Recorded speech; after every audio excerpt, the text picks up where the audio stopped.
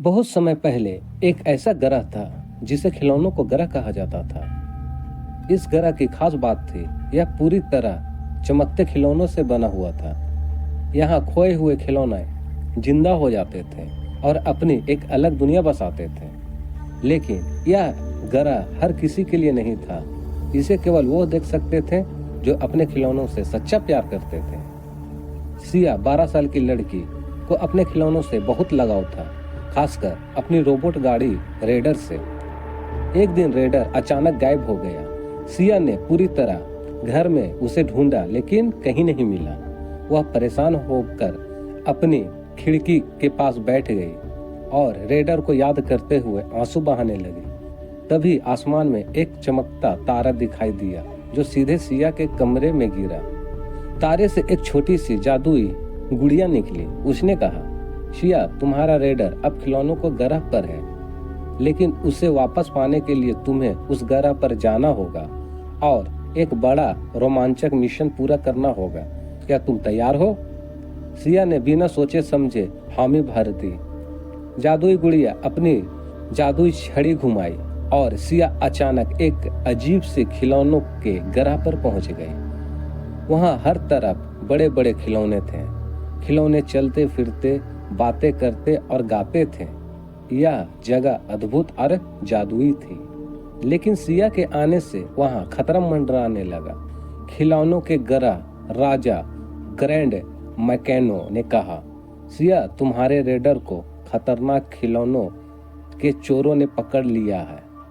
वो इसे अपने जगह में ले जा रहे हैं।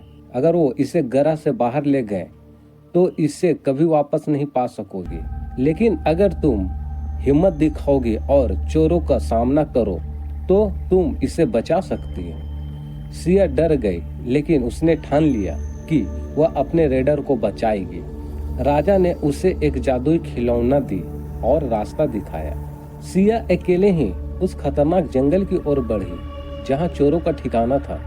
रास्ते में उसे जादुई पेड़ दिखा जो बात करते थे।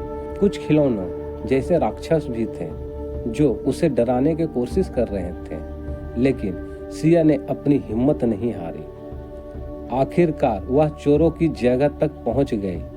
वहां उसने देखा कि रेडर को लोहे की जंजीरों से बांध रखा है। चोर खिलौनों बड़े बड़े रोबोट थे जिनके पास तेज धार वाले औजार थे। सिया ने चुपके से जहाज में घुसकर जादुई तलवार से जंजीरों को काट दिया।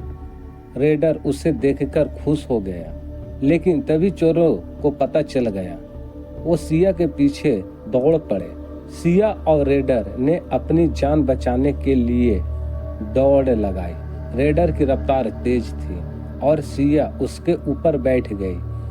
दोनों ने मिलकर चोरों को चकमा दिया और वापस राजा के पास लौट आए। राजा ने सिया की बहादुरी की तारीफ की और कहा, तुमने साबित कर दिया कि सच्चा प्यार किसी भी मुश्किलों को हरा सकता है। अब तुम और रेडर हमेशा साथ रह सकते हो। अचानक सिया की आंखें खुल गई और वह अपने बिस्तर पे थी, लेकिन रेडर उसके पास खड़ा था, अपनी लाइट चमकाते हुए। सिया समझ गई यह कोई सपना नहीं था। उसने रेडर को गले से लगा लिया और मुस्कुराते हुए कहा, अब मैं तुम्हें कभी नहीं खोने दूंगी। नए कहानी का अपडेट पाने के लिए हमारे चैनल को सब्सक्राइब करें।